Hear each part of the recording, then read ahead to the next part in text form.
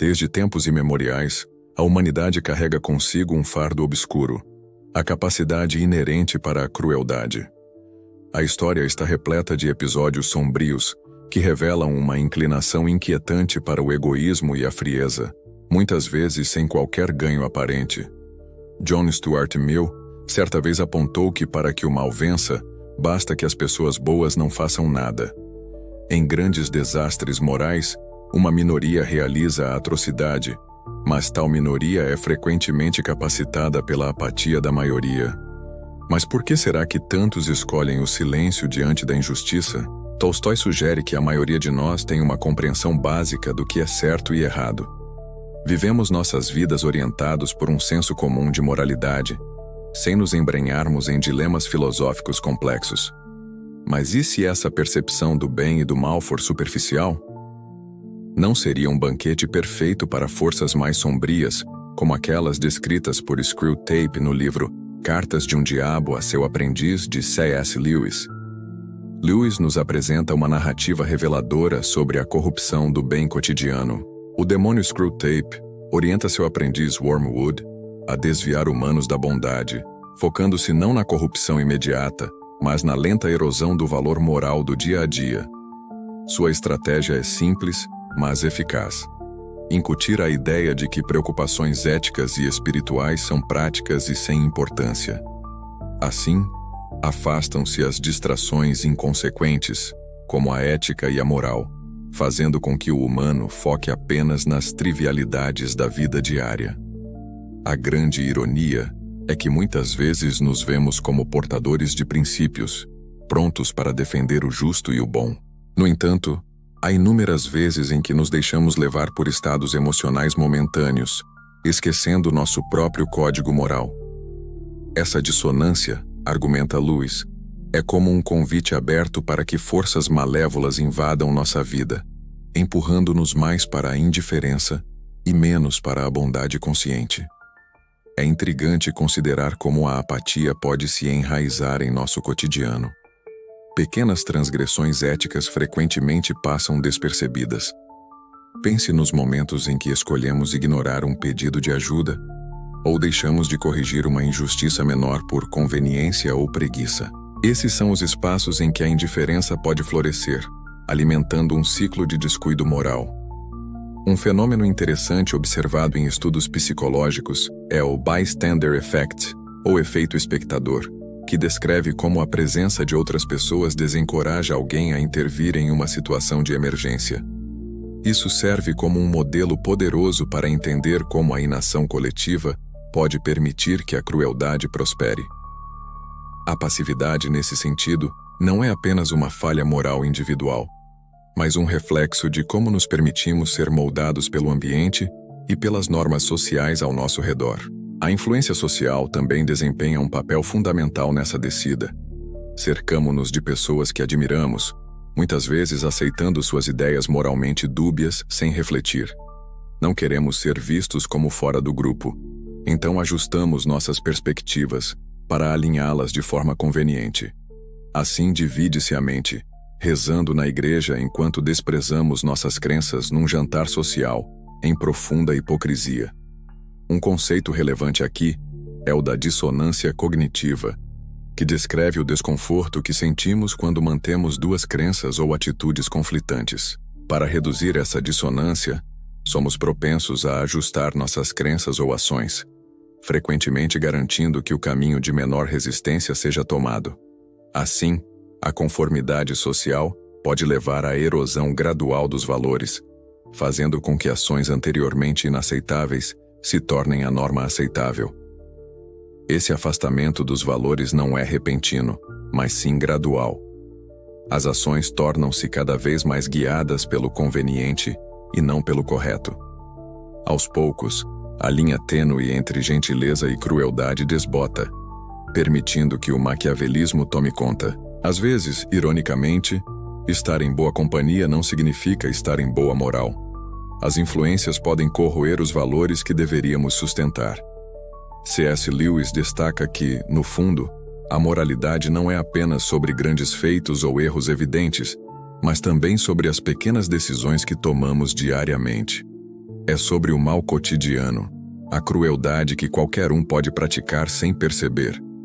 Essas pequenas falhas, quando acumuladas, podem ter consequências tão nefastas quanto as grandes atrocidades.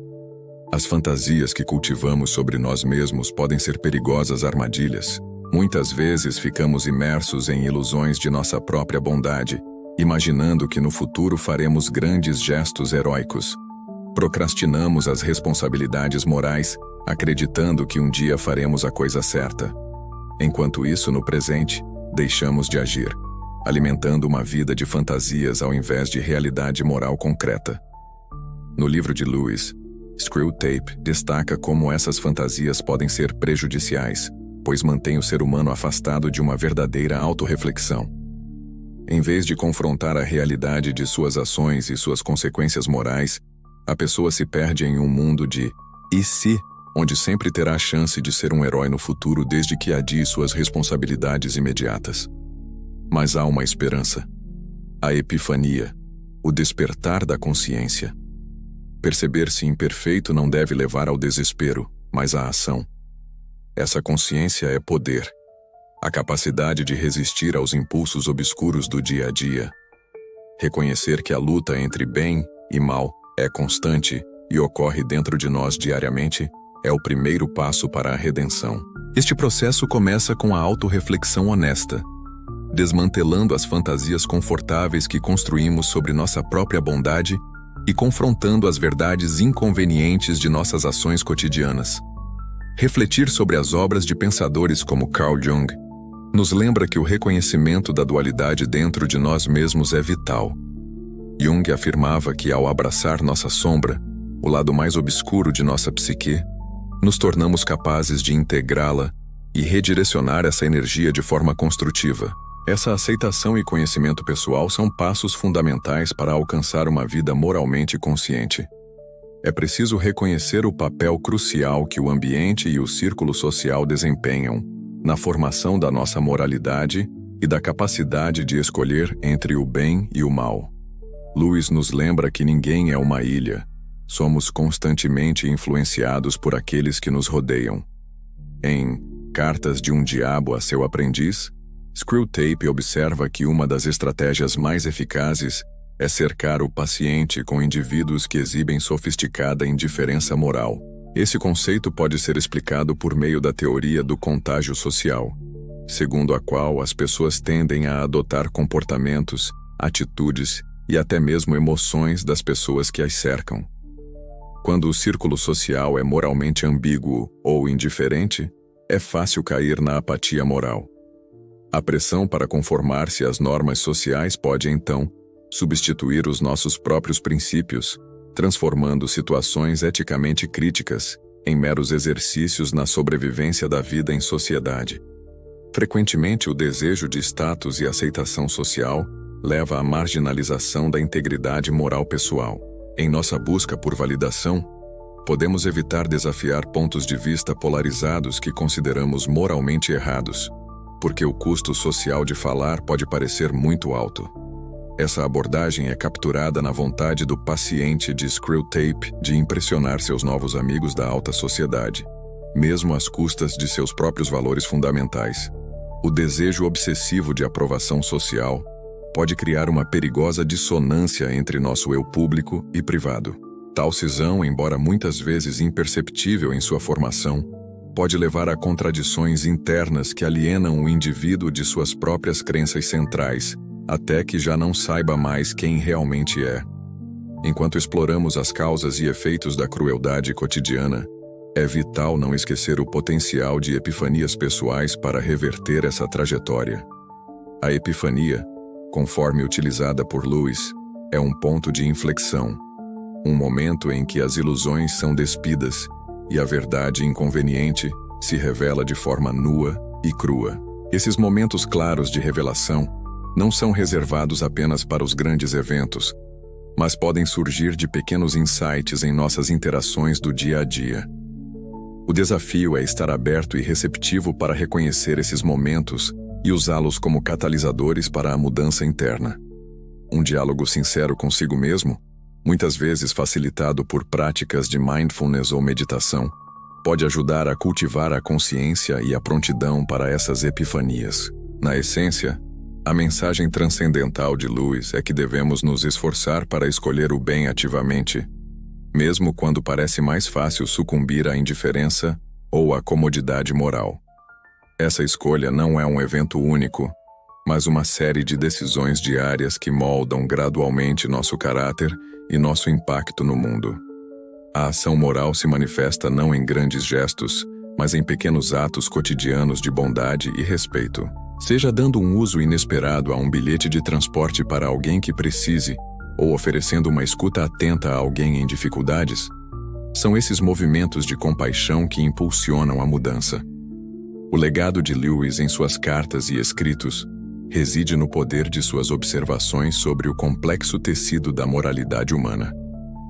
Ele nos convida não só a reconhecer a dualidade dentro de nós mesmos, mas também a assumir responsabilidade pelas escolhas que fazemos.